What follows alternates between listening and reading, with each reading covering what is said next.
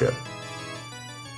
After his Viate army was defeated, the ex-king Tarquin next took refuge in the Etruscan city of Clusium under the protection of its king, Lars Porsena. Tarquin begged Porsena to attack the Romans, repeating his line about the threat democracy posed to royalty everywhere and the necessity of returning a king to the throne.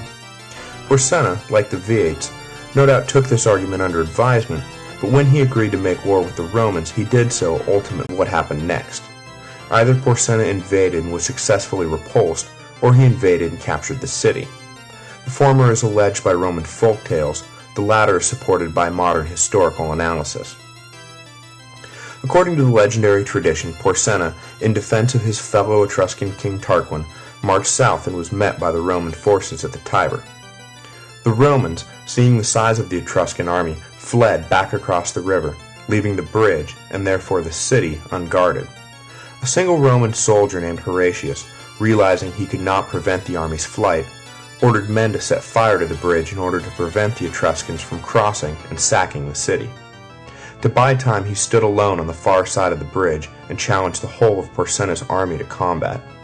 While the dumbstruck Etruscans tried to figure out what they should do with this crazy brave but clearly suicidal soldier, the other Romans set fire to the wooden bridge. The Etruscans were finally snapped out of their stupor when the burning bridge collapsed into the river and attacked, but Horatius jumped in the river and swam unscathed to the other side, saving the city and enrolling himself in the pantheon of great Roman heroes. Porsena was forced to initiate a siege, which proved no more effective than his initial assault, again due to the bravery of a single Roman citizen. This time it was Mucius Scaevola, who proved his valor and secured ultimate victory for Rome. The city was suffering under Porsena's siege and showed no signs of being able to fight it off. Mucius, taking matters into his own hand, crossed over to the Etruscan camp. He made his way to Porsena's headquarters and waited for an opportunity to strike. When Porsena's entourage emerged, Mucius attempted to assassinate the king, but, unsure of who his target was, mistakenly attacked one of the king's secretaries. Mucius was seized and dragged before the shaken king. What happened next would be the stuff of Roman legend and a moral story to inspire generation upon generation of future citizens. Mucius told the king that the Romans had declared war not on the men of Clusium but upon Porsena personally, and that he was merely the first in a long line of assassins who would not stop until the king was dead. The king, unnerved by this idea, ordered Mucius burned alive and found himself only further unnerved by what Mucius did next. The Roman stuck his right hand into the fire and, without flinching, allowed it to burn. He declared that such was the regard Roman men held for their bodies, and that the king should remember what lay in store for him. Porsena was, to say the least, impressed and very freaked out. He allowed Mucius to go free, commending the man for his bravery, and not wishing to live his life under a death sentence from a bunch of psychotic patriot assassins, he made peace with Rome and lifted the siege, never having taken the city. This was the official legend. Other, non-Roman sources tell a different, more plausible story. In this version, Porsena did indeed take Rome in the turbulent years after the founding of the Republic and set up a puppet government. The outcome seems reasonable in that the Etruscans of Clusium would have been much stronger and far better equipped than the Romans were at this point, and resistance would have been futile at best. The reason Porsena, who is a confirmed historical figure, invaded Rome is a further divide between fact and legend. The melodrama of Tarquin's plea for Etruscan solidarity is pure fiction, as is the decisiveness of individual Roman bravery. Population upheaval in Italy around 500 BC had resulted in an estrangement between Etruria and their Greek trading partners in the south.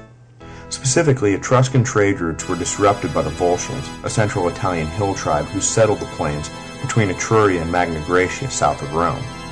Porsena's conquest of the Romans was just a step in the greater project of maintaining the safety of the southern trade roads from attack. Disabusing the notion that the war had been waged on Tarquin's behalf, Porsena left his son in charge of matters in Latium after defeating Rome. His son, though, was defeated by an army of allied Latins and driven back north, re-securing independence for Rome as an unintended byproduct.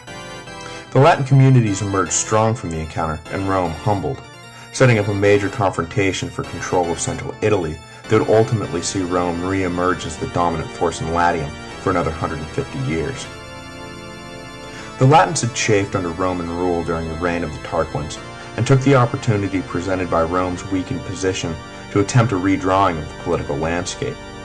Disorganized by Porsenna's invasion and a lack of internal political unity, Rome seemed easy pickings for the emboldened Latins. But they underestimated Rome's will, a common mistake made by enemies of the empire for years to come. An alliance of Latin communities broke from the Romans and forced the issue into an armed conflict, which they thought would see them master Rome, but instead it led them right back under the yoke. A decisive battle was fought near Lake Regillus, southeast of Rome, and though the details of the fight are unimportant, the Battle of Lake Regillus is important for two reasons. First, as I mentioned, it ended Latin resistance to Rome for another 150 years, until, embroiled in a long war with the Samnites, Rome was again seen as vulnerable enough to resist. Second, it marked the first time that a dictator led a Roman army in battle. The office of dictator was a curious instrument to find within the constitution of a republic, but the Romans felt that extraordinary emergencies called for extraordinary solutions, and dictators were appointed periodically over the years when such emergencies arose. Basically, a dictator was appointed when all the red tape needed to be cut through, and one single man needed to take decisive action now, without complaint or appeal or challenge. According to law, a dictator could be appointed for one 6-month term, at the end of which he would resign and power would revert back to the consuls. At the beginning of his term, the dictator appointed a vice-dictator, called his master of horse, who was accountable to no one but the dictator himself. The Romans were sufficiently distressed by the hostility of the Latins that they used their extraordinary solution for the first time to lead an army against a foreign threat. And technically the first dictator ever appointed had been a man named Titus Lartius, who had served briefly in that position 2 years before to quell internal riots, but beyond trivia, the event is hardly worth mentioning. The appointment of Aulus Postumius, however, was a watershed moment. Lartius's appointment had been a ploy used by the patricians to put the fear of God back into the plebes, which of course it did, but there was never any question of actually instilling him with dictatorial powers for any period of time. Postumius, however, was given the keys to the city and told to do whatever was necessary to defeat them unto himself. Postumius did indeed lead the army to victory over the Latins, and then, in a remarkable display of constitutional loyalty, stepped down from the heady heights of absolute dictatorship and restored the consuls to their rightful positions. The remarkable giving up of power demonstrates both Postumius's personal honor and the extent to which Rome as a whole probably would have cried out for his murder if he had considered remaining in power. The monarchy really was dead, and though dictators would be appointed off and on for the next 450 years, it was not until Julius Caesar that a dictator did not ultimately resign of his own free will. The Latins reconquered and the dictatorship passed, Rome found itself at peace. And as a general rule, whenever Rome found itself at peace abroad, it immediately found itself divided at home. The question of plebeian rights, never satisfactorily settled, now reared its head once again. The plebes were not to be put off this time. No amount of patrician chicanery and backroom dealing would break their solidarity. Only rights guaranteed by law would satisfy them now. The plebes would ultimately win political concessions from the patricians, though it took the first recorded strike in history to do so. Trouble arose over the matter of debt bonding. In Roman law at the time, if a debtor could not pay his creditor, then he became a bonded servant to the creditor until the debt was repaid. This system of indentured servitude essentially made permanent slaves of the debtors because, while servants to the creditors, they were unable to earn any money to pay off their debts. Many of the soldiers who fought in the recent war against the Latins found themselves bonded in this way. The practice in this case was especially egregious because the debts were incurred while the men were off fighting in patriotic defense of the city. The plebes agitated for debt relief, but were rebuffed by the patricians, whose attitude was basically, you take on the debt, you pay the price.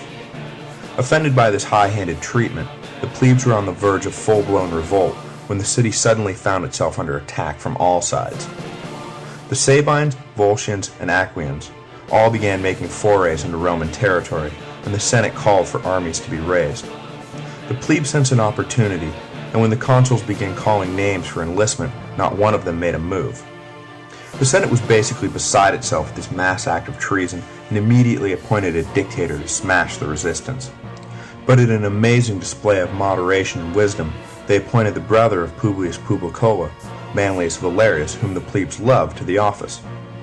Valerius begged the plebes to do their duty and enlist, promising that once hostilities were concluded, the issue of debt relief would be addressed straight away. Swayed by Valerius, they relented and legions were formed. In due course, all 3 foreign threats were put down and the legions returned to Rome. Back in the city, however, Valerius was unable to fulfill his promise. The patrician senators blocked his attempts at debt relief, and Valerius resigned his office, laying at the Senate's feet all domestic turmoil that would ensue as a result of their decision. The disbanded legionnaires were outraged at the betrayal and took an extraordinary step that would become known to history as the secession of the plebes. The soldiers marched en masse to the Sacred Mount, a hill 3 miles from Rome, and set up a fortified camp, refusing to return to the city until their demands were met. The population of the city flew into a panic. The remaining plebes feared retaliatory violence from the patricians, and conversely, the patricians feared runaway mob violence without the army around to maintain order. And what they both feared the most was external invasion. If word got out that Rome's army had abandoned her, every 2-bit tribe in the neighborhood would come knocking on the city gates, and Rome would be at their mercy. So the Senate relented and sent an envoy to the plebe camp to broker a deal. The settlement did not address the debt question directly. Rather, a new office was created to shield the plebes from future patrician tyranny, the tribunate. The dangerous precedent set by the strike was pointed out to the plebes by the patrician envoy, who compared the republic to a body. It is true, he told them, the hands and feet and mouth could join forces and stop working for the lazy stomach, who sat there greedily receiving all the food the other parts worked for. But if they were to do so, the entire body would soon die of starvation, for the stomach pumped energy back out into the limbs. The plebes would be granted more rights to end the secession, the envoy said, but they must not think, in the future, that starving the stomach was in their enlightened best interest. The plebes took some note of this, but were so absorbed with their success that it is doubtful the lesson fully sank in. The role of tribune was defensive in nature. 2 plebeian men would be elected each year to act as a counterweight to the consuls. Initially, the power of the tribunes was modestly held to the right to free any man from patrician imprisonment, though in the future they would gain the right to veto, literally, I forbid, any law passed by the consuls or the Senate at a word. The tribunes were also granted sacrosanctity, or the right to be free from harm. The plebes took a solemn oath to kill any man who attempted to assault a tribune, and more than once that oath was fulfilled. The tribunate would become a flashpoint for Roman politics for the remainder of the Republic. The eventual power to veto led to a number of showdowns with the patricians, both sides bloodying themselves in their attempts to control state policy. The power of the office would peak with the Gracchi brothers around 125 BC and fall into obsolescence with the ascension of the Caesars. But for the bulk of the Republican period, it was an important and powerful office. The tribunes would be elected by a new assembly called the Comitia Tributa, which would be made up of the now 35 tribes of Rome. Suffrage in the assembly was not based on a property assessment as it was with the Centuriata, and so the Comitia Tributa was as democratic a forum as Rome would ever see. The secession of the plebes occurred in 494 BC, about 15 years after the birth of the Republic.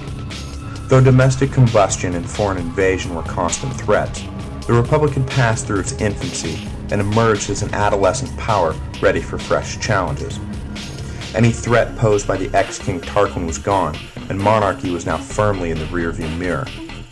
The attempted revolt by the Latin communities had been suppressed by a Republican army, and Rome managed to maintain control of Latium just as it had